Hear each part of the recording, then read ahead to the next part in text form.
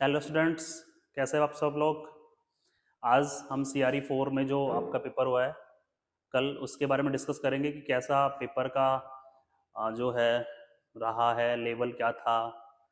ठीक है, cut off कितनी रहने वाली है, इसके बारे में डिस्कस करते हैं। और उसके अलावा जो पेपर है उसमें सारे जितने हमारे पास क्वेश्चन अवेलेबल हो पाए उन सभी क्वेश्चंस को डिस्कस करते हैं वन बाय वन करके, ठीक है। तो आपका जो एम्स CRE 4 एग्जाम था ऑडिट टेक्नीशियन का, उसका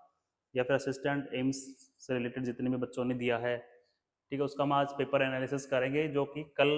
तुम्हारा हुआ है ना। इसको जितने हमारे पास क्वेश्चन है उसको वन बाय वन करके डिस्कस करते हैं। तो सबसे पहला जो क्वेश्चन था, ठीक है, सबसे पहला जो क्वेश्चन था वो कुछ ऐसा था, CPR एड्रेनलिन रेशियो, ठीक है, CPR और ADR का जो रेशियो पूछा है, सॉरी इसने गलत लिख दिया है, CPR कंप्रेशन का रेशियो है ना, CPR कंप्रेशन का रेशियो है वो 30:2, ठीक है, 30:2 होता है। 2 हम जो है उसको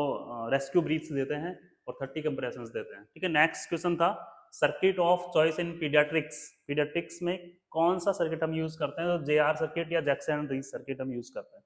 ठीक है बच्चों। आगे चलते हैं, नेक्स्ट क्वेश्चन नंबर 3। सीरीज, इसका जो क्वेश्चन का सीरीज है वो कुछ भी हो सकता है, आप ऐसे ना सोचे कि जो सर ने लिखा है वही सीरीज था, ऊपर नीचे कैसा भी हो सकता है आपका। आप मेरे पास जितने बच्चों ने क्वेश्चन सेंड किए हैं या मेरे पास जितने अवेलेबल हो पाए मैं आपको पूरा दे पा रहा हूँ, और उसके बारे में हम आज डिस्कस चल रहा है ना। तो दूसरा क्वेश्चन, तीसरा क्वेश्चन हम देखेंगे, N2 N2 सिलेंडर कलर, नेट्रस का जो सिलेंडर कलर होता है वो कैसा होता है, ब्लू कलर का होता है, ठीक है, आपको पता है। ऑप्शन इसमें अलग अलग थे लेकिन करेक्ट आंसर ब्लू था। नेक्स्ट है fourth question, pin index of auto cylinder, auto cylinder का पिन इंडेक्स कितना है, उसमें बहुत सारे दे रखे थे, तो इसमें जो राइट आंसर होने वाला है वो 25 है, 25 है, ठीक है। उसके अलावा अगला क्वेश्चन था एयर सिलेंडर कलर, जो एयर का सिलेंडर का कलर होता है वो कैसा होता है, ग्रे कलर होता है, ठीक है। ये भी आपको ऑप्शन में दिया हुआ था, जो राइट आंसर था वो ग्रे होने वाला है। नेक्स्ट क्वेश्चन है CPR कंप्रेशन, CPR कंप्रेशन की रेट क्या है, ठीक है। तो CPR कंप्रेशन की जो रेट रहती है वो 100 to 120 पर मिनट होती है, कितनी होती है, 100 to 120 पर मिनट। तो ये राइट आंसर था। यहाँ पे जो था कंप्रेशन रेस्क्यू ब्रीथ्स के हिसाब से थी, और ये यहाँ पे चेस्ट कंप्रेशन पूछे हैं, तो 100 to 120 पर मिनट के हिसाब से हम देते हैं। नेक्स्ट क्वेश्चन इसमें था फंक्शन ऑफ स्क्वेंजिंग सिस्टम, जो OT में स्क्वेंजिंग सिस्टम होता है, OT में स्क्वेंजिंग सिस्टम होता है, उसका काम क्या है, ये आपको सवाल किया था और बहुत सारे ऑप्शन थे, तो उसमें राइट जो आंसर रहने वाला है वो है to remove waste anaesthetic gases, जो थिएटर पोल्यूशन होता है उसको होने से बचाता है कौन, स्क्वेंजिंग सिस्टम, ठीक है। आगे चलते हैं, not a part of anaesthesia machine, इनमें से कौन एनेस्थीसिया मशीन का पार्ट नहीं है, ऐसा ही क्वेश्चन आया था। तो उसमें बहुत सारे ऑप्शंस थे, जो राइट आंसर होने वाला है वो है पल्स ऑक्सीमीटर, तो क्योंकि pulse oximeter is not a part of anaesthesia machine, ठीक है। अगला क्वेश्चन था ET tube cuff leak detected by, ET tube का जो cuff detect sorry cuff leak हो गया है तो किससे डिटेक्ट होगा, टाइडल वॉल्यूम से। वो टाइडल वॉल्यूम जो है वो डिलीवरी नहीं होगी, पेशेंट को टाइडल वॉल्यूम डिलीवर नहीं होगी, तो हमें पता चलेगा कि पेशेंट के ET ट्यूब में एयरवे में कुछ ना कुछ गड़बड़ी है, कहीं से लीक हो रहा है। और यदि ET ट्यूब कहीं से लीक है तो हम पता कर सकते हैं किससे, टाइडल वॉल्यूम से, क्योंकि प्रॉपर तरीके से टाइडल वॉल्यूम डिलीवर नहीं होगा, ठीक है। नेक्स्ट जो सवाल रहने वाला है, नेक्स्ट जो सवाल रहने वाला है वो ये था, ठीक है, हाइपोवेंटिलेशन,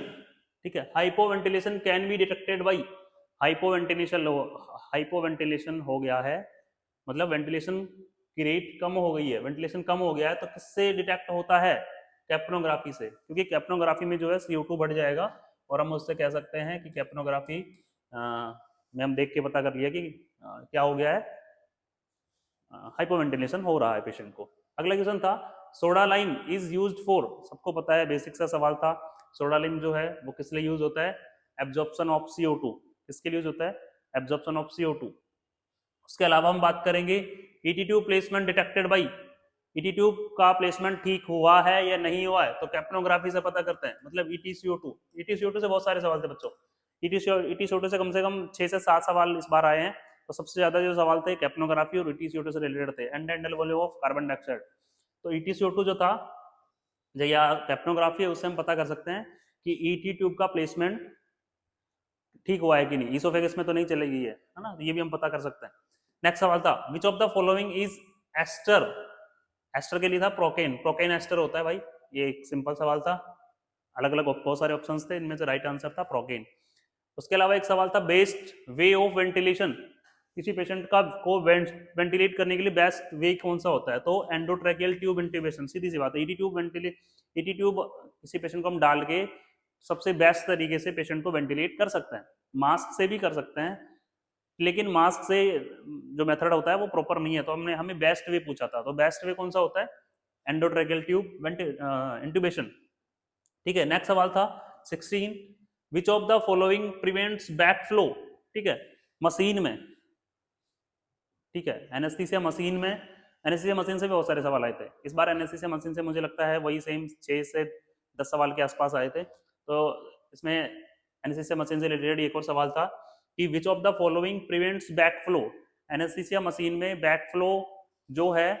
वो कौन रोकता है, तो बैक फ्लो कौन रोकता है भाई, वन वे चेक वॉल, कौन रोकता है, वन वे चेक वॉल, ये जो है वन वे चेक वॉल ये बैक फ्लो को होने से रोकता है, बैक फ्लो को होने से रोकता है। नेक्स्ट सवाल which part of anaesthesia machine is independent of electricity shutdown, ठीक है, ऐसा कौन सा पार्ट है कि बिजली चली भी जाए, इलेक्ट्रिसिटी से चली भी जाए मशीन में तो उसका कोई फर्क नहीं पड़ेगा एनेस्थीसिया मशीन के पार्ट पर, ऐसा कौन सा पार्ट है जिस पर कोई फर्क नहीं पड़ेगा, ऐसा एक सवाल पूछा था, तो फ्लोमीटर्स को बिजली की जरूरत नहीं होती है, वहां कोई नो नीड ऑफ इलेक्ट्रिसिटी, ठीक है। इसके अलावा फ्लोमीटर्स में फ्लोरोसेंट बैक पैनल्स भी होते हैं, यदि लाइट चली भी जाए तो पीछे से वो चमकता है, ब्राइटनेस उसमें बढ़ जाती है, बन जाती है, और पीछे चमक के लिए एक लेयर लगी होती है जिसको फ्लोरोसेंट बैक पैनल कहते हैं, तो फ्लोमीटर्स जो होते हैं उन्हें इलेक्ट्रिसिटी की नीड नहीं होती है, ठीक है। अगले सवाल पे हम चलते हैं, अगला सवाल कुछ ऐसा था, drug use in CPR asystole, यदि एसिस्टोल हुआ है और हम सीपीआर दे रहे हैं, एसिस्टोल हुआ है और सीपीआर दे रहे हैं, तो बहुत सारे ऑप्शंस उसमें दिए हुए थे, तो राइट आंसर होने वाला है एपिनेफ्रिन एडिनलिन, ठीक है, ये इसका राइट आंसर होगा। नेक्स्ट सवाल था ब्लीडिंग कंट्रोल इन एलएससीएस, बहुत ट्रिकी क्वेश्चन था, बहुत सारे बच्चों ने गलत किया है, इसका मैं इसमें कुछ ट्रिकी क्वेश्चन है उनके बारे में मैं बात करूंगा स्पेशली, तो ये वाला क्वेश्चन बहुत ट्रिकी था, बहुत सारे बच्चों ने इसका आंसर जो है ऑक्सीटोक्सिन किया है, बहुत सारे ने मिथार्जिन भी किया है, लेकिन मैं आपको बता दूं ब्लीडिंग कंट्रोल करने के लिए एलएससीएस पेशेंट में ऑक्सीटोक्सिन भी दे सकते हो, मिथार्जिन भी दे सकते हो, और यहां तक कि कार्बोप्रोस्ट भी दे सकते हो, लेकिन फर्स्ट लाइन ड्रग की हम यूज करें, ड्रग की बात करें तो वो ड्रग होती है ऑक्सीटोक्सिन, ऑक्सीटोक्सिन से कंट्रोल हो जाता है, लेकिन यदि हेमरेज है या कुछ और ज्यादा ब्लीडिंग हो गई है, ठीक है, तो वहां पे हम बात करेंगे मिथार्जिन की, वहां हम यूज करेंगे मिथार्जिन, और कार्बोप्रोस्ट भी यूज होता है, लेकिन हमारा जो आंसर रहने वाला है वो अभी है ऑक्सीटोसिन, ठीक है, ऑक्सीटोसिन इसका राइट आंसर होगा। नेक्स्ट क्वेश्चन था higher risk of awareness in GA due to, ठीक है, तो इसका आंसर होगा हाइपोवेंटिलेशन इनएडिक्वेट, ठीक है, ऐसा एक सवाल था, जितना बच्चों ने मुझे भेजा उसमें कुछ ऐसा ही था। नेक्स्ट सवाल है red colour ECG lead placement, जो रेड कलर की ईसीजी होती है वो कहाँ कहाँ रिप्लेस की जाती है, सॉरी कहाँ प्लेस की जाती है, तो जो लेफ्ट लेग होता है, लेफ्ट लेग में हम जो है प्लेस किया करते हैं। नेक्स्ट सवाल है नॉर्मल एडल्ट ब्रीथिंग रेट, जो ब्रीथिंग रेट होती है, रेस्पिरेटरी रेट होती है, वो कितनी होती है, 12 to 20 ब्रीथ्स पर मिनट, एक सवाल था। उसके अलावा अगला सवाल था treatment of hyper kalaemia, kalaemia, तो इसमें आएगा कैलेमिया था ये, सॉरी गलत लिखा है इसमें, तो ये आंसर होगा इसका IV calcium gluconate, of course calcium gluconate चढ़ा देंगे तो हाइपर कैलेमिया को ठीक कर सकते हैं। नेक्स्ट सवाल था ET tube can not be place slow, अच्छा उसमें बहुत सारे एलएमए और जो सुपराग्लोटिक एयरवेज थे उनके नाम लिखे हुए थे, उनमें से कौन ऐसा है जिसमें ईटी ट्यूब पास नहीं हो सकती, तो ईटी ट्यूब प्लेस नहीं हो सकती, वो था क्लासिक एलएमए, क्लासिक एलएमए इसका राइट आंसर होने वाला है। उसके अलावा जो सवाल था फिर से कैप्नोग्राफी का सवाल आ गया है, कैप्नोग्राफिक ग्राफ कर्वेचर क्लेफ्ट इंडिकेट्स, ठीक है, जो cleft indicate curvature cleft indicate है वो क्या बताता है, तो inadequate muscle relaxant, inadequate muscle relaxant यदि हो गया है, मसल रिलैक्सेंट जो है न्यूरोमस्कुलर ब्लॉकेज है वो यदि इनएडुकेट हो गया है, तो वहां पे कैप्नोग्राफी में जो कर्वेचर बन जाएगा ग्राफ का वो कैसा होगा, क्लेफ्ट टाइप का, है ना। ये इसका राइट आंसर होगा। अगला सवाल है, अगला जो सवाल है, एडल्ट सक्शन प्रेशर, यदि किसी पेशेंट को सक्शन करना है और एडल्ट्स के लिए रखना है तो उसका जो प्रेशर होगा 120 150 120 से लेकर 150 तक इसका प्रेशर आप रख सकते हो। वैसे तो बहुत सारा प्रेशर होता है, 700 800 तक होता है मशीन में, लेकिन हमें कितना रखना है एडल्ट्स के सक्शन के लिए, तो रहेगा 120 to 150 mmHg। अगला चलते हैं, muscle relaxant not reverse by sugammadex. अच्छा, सुगामाडेक्स भी एक रिवर्सल है लाइक नियोस्टेगमिन, लेकिन ऐसा कौन न्यूरोमस्कुलर दवाई है, ठीक है, जिसको रिवर्स नहीं कर सकता? तो यहाँ पे कौन सा कौन सा मसल रिलैक्सेंट है, सॉरी न्यूरोमस्कुलर बोल दिया मैं, मसल रिलैक्सेंट कौन सा होगा, एट्राक्यूरियम जो है इसका राइट आंसर होगा। अगला, सुप्राग्लोटिक एयरवे डिवाइस, सीधा सा इसमें एलएमए का राइट आंसर होगा। नेक्स्ट दूसरा सवाल था, सिवोफ्लोरिन का मैक वैल्यू पूछा था, डायरेक्ट क्वेश्चन था कि इनमें से सिवोफ्लोरिन का मैक वैल्यू कौन सा है, तो 2% होता है मैक वैल्यू ऑफ सिवोफ्लोरिन। उसके बाद अगला सवाल था कि last layer priest before reached सब अरेक्नोइड स्पेस, पियर्स करते हैं किसको, सब अरेक्नोइड स्पेस में जाने के लिए, तो लास्ट लेयर कौन सी होता है, तो उसमें लिगामेंट की लास्ट लेयर पूछी थी, तो कौन सी होगी, लिगामेंटम फ्लेवम, लिगामेंटम फ्लेवस का राइट आंसर होगा। उसके अलावा नेक्स्ट क्वेश्चन पे हम चलते हैं। नेक्स्ट जो सवाल था, एयरवे इज विजुअलाइज्ड, एयरवे को किससे देख सकते हो, तो इसका सीधा सा आंसर होगा लैरिंगोस्कोप से वोकल कॉर्ड्स को आप देख सकते हो। नेक्स्ट है, ऑक्सीजन फ्लश में पर मिनट कितना फ्लश देता है, 1 मिनट में कितना ऑक्सीजन डिलीवरी कर सकता है ऑक्सीजन फ्लश, ये सीधा सवाल था, और इसका राइट आंसर रहने वाला है 35 to 75। बहुत सारे ऑप्शंस थे लेकिन इसका राइट आंसर ये होगा। उसके बाद पूछा था सबसे लो मैक वैल्यू किसकी रहेगी, किस इनहेलेशन एजेंट्स की सबसे कम मैक वैल्यू रहने वाली है, तो इसका जो राइट आंसर होगा वो होगा sevoflurane. Next, LMA insertion does not required, यदि किसी पेशेंट को एलएमए इंसर्ट कर रहे हो तो किस चीज की जरूरत नहीं है इनमें से, ऐसा एक सवाल था, तो लैरिंगोस्कोप की जरूरत नहीं पड़ती एलएमए के लिए, वो एलएमए आप विदाउट लैरिंगोस्कोप भी ब्लाइंडली डाल सकते हो। नेक्स्ट सवाल, most common complication of spinal anaesthesia, most common complication of spinal anaesthesia, spinal anaesthesia का कौन सा मोस्ट कॉमन कॉम्प्लिकेशन होता है, तो हाइपोटेंशन और ब्रेडिकार्डिया, हाइपोटेंशन और ब्रेडिकार्डिया जो है स्पाइनल एनेस्थीसिया के कॉम्प्लिकेशन होते हैं, तो ये इसका राइट आंसर रहने वाला है। ठीक है, अगला एक सवाल दिया गया था, बेन सर्किट मॉडिफिकेशन, जो बेन सर्किट है किसका मॉडिफिकेशन है, तो मेबल्सन डी जो टाइप है उसके बहुत सारे टाइप्स हैं, A B C D E F तक जाता है, लेकिन हमें बेन सर्किट का पूछा था तो डी टाइप होता है बेन सर्किट, ये आपको ध्यान रखना है, लेकिन मेबल्सन साइंटिस्ट के नाम से इसको हम जानते हैं मेबल्सन डी। ठीक है, ये भी आपको सीधा सवाल पूछा था। उसके बाद अगला पूछा था टाइप ई ऑक्सीजन सिलेंडर कैपेसिटी, इस सवाल में पूछा था कि टाइप ई ऑक्सीजन जो सिलेंडर है उसका जो कैपेसिटी है वो कितनी होती है, तो उसमें ऑप्शन थे बहुत सारे, तो इसमें 660 लीटर 660 लीटर इसका आंसर रहने वाला है। ठीक है बच्चों, आगे चलते हैं। नेक्स्ट एक सवाल था, गैस दैट सपोर्ट्स कंब्यूजन, जो फ्लेम से या मैं बोलूं किसी इलेक्ट्रिसिटी से कंब्यूज हो जाए, जलने की स्थिति पैदा हो जाए, उसकी कौन सी गैस होती है, कौन सा कंब्यूशन करता है, तो ऑक्सीजन। ठीक है, सिंपल गैस थी, ये ऑक्सीजन जो है कंब्यूशन को सपोर्ट करती है। नेक्स्ट सवाल था, बेस्ट इनहेलेशन ब्रोंकोडायलेटर, ऐसी कौन सा इनहेलेशन एजेंट है जो ब्रोंकोडायलेटर करता है, वैसे तो आइसो सीवो दोनों ही करते हैं, लेकिन हम बेस्ट के बारे में यदि पूछ रहा है तो सिवोफ्लोरिन करता है। ठीक है, सिवोफ्लोरिन करता है। यदि मैं आपको बता दूं कि ब्रोंकस को रिलीज करके ये अच्छे से एयरवे को ठीक कर देता है सारे इनहेलेशन एजेंट्स, लेकिन यदि बेस्ट पूछा है आपको तो इसमें आंसर रहने वाला। ठीक है, अगला जो सवाल था हमारा, देखते हैं CO2 सिलेंडर कलर। ठीक है, CO2 का जो सिलेंडर होता है उसका कलर क्या होता है, तो CO2 का सिलेंडर का जो कलर रहने वाला है वो ग्रे कलर होता है। ठीक है स्टूडेंट्स, आगे हम बात करते हैं। उसके अलावा दो जो सवाल थे, 2-3 जो सवाल थे इमेज बेस्ड थे, इमेज बेस्ड में एक सवाल जो था वो एपीएल बॉल से रिलेटेड था, अगला जो सवाल था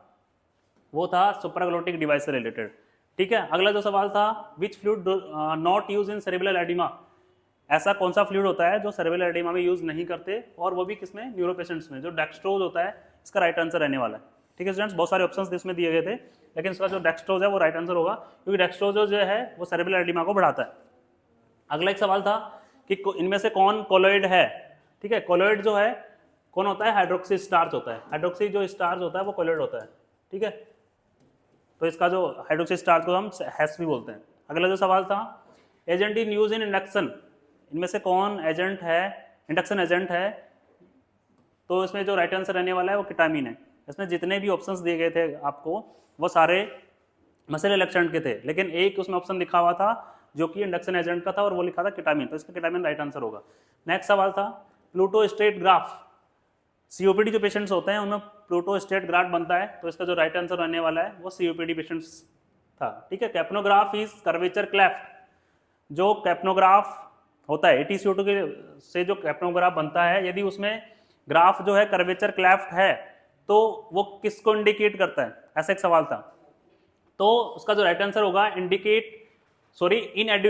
न्यूरोमस्कुलर ब्रेकेज, हमने पहले भी डिस्कस कर लिया, शायद रिपीट क्वेश्चन हो गया, कि जो हमारा न्यूरोमस्कुलर ब्लॉकेज है, जो हमारी मसल्स रिलक्शेंट हमने दिया है, उसका जो इफेक्ट है वो लोअर साइड है, तो जो कैप्नोग्राफ है वो उसमें जो यदि कर्वेचर की बात करें तो क्लेफ्ट साइड हो जाता है वो। ठीक है, ये तो इसका राइट आंसर होगा इनएडुकेट न्यूरोमस्कुलर ब्लॉकेज। ठीक है, उसके अलावा एक सवाल था पैरा ऑक्सीनेशन पे, इसको बहुत सारे बच्चे जो है इसमें डिस्कस कर रहे थे कि सर ये मिस प्रिंटिंग है, इसमें प्री ऑक्सीनेशन से पैरा ऑक्सीनेशन, नहीं ऐसा कुछ नहीं होता, पैरा ऑक्सीनेशन भी एक होता है, और पैरा ऑक्सीनेशन का मीनिंग है कि आप जब प्री ऑक्सीनेशन कर रहे हो तो किन मेथड्स से आप ऑक्सीनेशन कर सकते हो, तो दैट इज पैरा ऑक्सीनेशन। ठीक है, अगला सवाल जो सवाल था what saturation of spo2 still normal, इनमें से कौन सी सैचुरेशन है उसको आप स्टिल अभी नॉर्मल बोल सकते हो, तो उसमें 90 95, ठीक है, ऐसे कुछ करके लिखा हुआ था, 80 85 भी था, लेकिन हम यदि सैचुरेशन फॉल हो रहा है और यदि फॉल होता हुआ 90 तक चला जाता है तब तक हम उसको नॉर्मल काउंट कर सकते हैं। ठीक है, यदि इससे नीचे चला गया तो हम बोलेंगे कि सैचुरेशन फॉल हो गया, लेकिन लास्ट जो है हम 90 को नॉर्मल बोलते हैं। उसके अलावा जो सवाल था, नेक्स्ट सवाल पे हम जाते हैं, इसमें बहुत सारे ट्रिकी क्वेश्चंस थे, तो आप अपना जो स्कोर है मुझे कमेंट करके बताएंगे कि आपका स्कोर कितना रहा है ना। अगले सवाल पे हम बात करते हैं hypotension and bradycardia caused by, hypotension and bradycardia caused by, तो ये भी दोबारा लिख दिया है मैंने, हाइपोटेंशन और ब्रेडिकार्डिया जो है वो स्पाइनल एनेस्थीसिया में होता है, स्पाइनल एनेस्थीसिया का कॉम्प्लिकेशन है। ठीक है, स्पाइनल एनेस्थीसिया का कॉम्प्लिकेशन है हाइपोटेंशन एंड ब्रेडिकार्डिया। नेक्स्ट चलते हैं, फिर से लिख दिया इसने कॉम्प्लिकेशन, छोड़ो इसको। नेक्स्ट सवाल है हाई फ्लो ऑक्सीजन डिवाइस,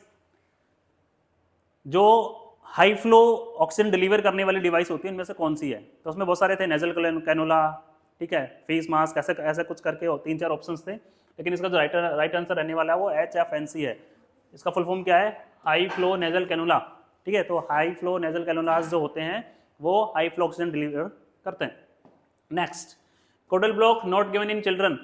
कोडल ब्लॉक जो है इनमें से किस पेशेंट्स को कोडल ब्लॉक नहीं दे सकते, तो उसमें कुछ एक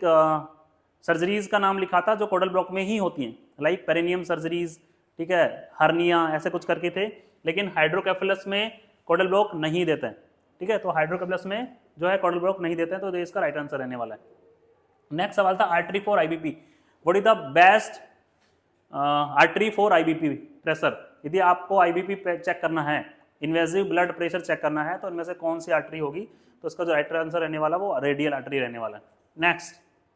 अगला जो सवाल था scoring and discharge of patient, patient को पोस्ट ऑपरेटिवली आफ्टर सर्जरी यदि आपको डिस्चार्ज करना है तो एक स्कोर होता है, और इस स्कोर का नाम क्या है, तो इस स्कोर का नाम होता है एल्ड्रेट स्कोर। उसमें आप पेशेंट को कॉन्शियसनेस, उसकी एक्टिविटीज वो सारी चेक करते हो आप, हम एक अलग क्लास में इसके बारे में डिस्कस करतेंगे, लेकिन अभी यदि आपसे पूछेगा कि score of discharge of patient, तो इसके लिए एल्ड्रेट स्कोर यूज होता है। ठीक है बच्चों, आगे चलते हैं।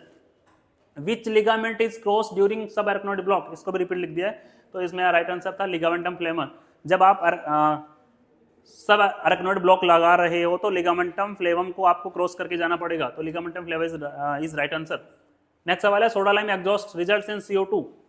सॉरी रिजल्ट्स, यहां तक सवाल था, सोडालाइम एग्जॉस्ट रिजल्ट्स यदि सोडा लाइम का एग्जॉस्ट हो गया है आपकी एनेस्थीसिया मशीन में, आपका जो सोडा लाइम था उसका कलर चेंज हो चुका है, आपने उसको फुली एग्जॉस्ट कर लिया है, तो अब क्या होगा, उससे क्या होगा, CO2 एक्यूमुलेशन हो जाएगा। CO2 जो है वो वहीं पे एक्यूमुलेट हो जाएगी और CO2 का लेवल बढ़ जाएगा, क्योंकि CO2 एब्जॉर्ब नहीं होगी क्योंकि एग्जॉस्ट हो चुका है सोडा लाइम। ठीक है, तो इसका राइट आंसर लेने वाला है CO2 एक्यूमुलेशन। ठीक है, आगे चलते हैं। Function of fail safe valve, जो फेल सेफ वॉल्व होता है उसका काम क्या है, इसका मीनिंग ये है कि जब भी ऑक्सीजन की डिलीवरी जो है फेल हो जाती है या लोअर साइड चली जाती है, तो जो अदर गैसेज है, नाइट्रस या कोई और गैसेज जो आप यूज कर रहे हो, उसका जो फ्लो है वो ऑटोमेटिकली फॉल हो जाता है, वो नीचे हो जाता है, मतलब कम हो जाता है। तो ये इसका राइट आंसर था, prevent from hypoxic gas mixer. Nitrous या जो नाइट्रस जो है वो उसका जो लेवल है वो कम हो जाता है, मतलब उसका जो डिलीवरी है वो बंद हो जाती है, ये अभी हम कह सकते हैं। अगला सवाल था method of length estimation of Guedel airway. जो ग्यूडल एयरवे होता है जो रली आप प्लेस करते हो, उसकी लेंथ को मेजर करने के लिए कैसे एस्टिमेट करते हो, तो यहाँ से नेजल से लेके आप जो है ट्रैगस तक, ये नेजल से लेकर ट्रैगस तक उसको आप रख के चेक कर लेते हो कि इसकी जो लेंथ है वो इतनी होगी, तो इसका राइट आंसर लेने वाला था नेजल टू ट्रैगस। ठीक है, इसके अलावा एक दो सवाल और थे, हमारे पास 80 क्वेश्चंस थे, लेकिन मेरे पास इतने स्टूडेंट्स ही कमेंट कर पाए और इतने सवाल मेरे पास पहुंच पाए, इनमें से मैंने लगभग 55 कुछ क्वेश्चन मैंने रिपीट भी लिख दिए हैं, तो लगभग हमने 50 से 55 क्वेश्चन को डिस्कस किया है इसमें। तो आपकी कितनी एक्यूरेसी रही है आप मुझे कमेंट करके बताएंगे, और फिर हम नेक्स्ट एक वीडियो बनाते हैं, उसमें हम डिस्कस करेंगे कि इस पेपर की जो है कट ऑफ क्या रहने वाली है, एम्स CRE 4 जो आपने दिया है उसका कट ऑफ क्या रहने वाली है, इसके बारे में हम डिस्कस करेंगे। तो आप सभी लोग अपने अपने मार्क्स और नेगेटिव कितने रहे हैं वो आप मुझे कमेंट करिए। Thank you.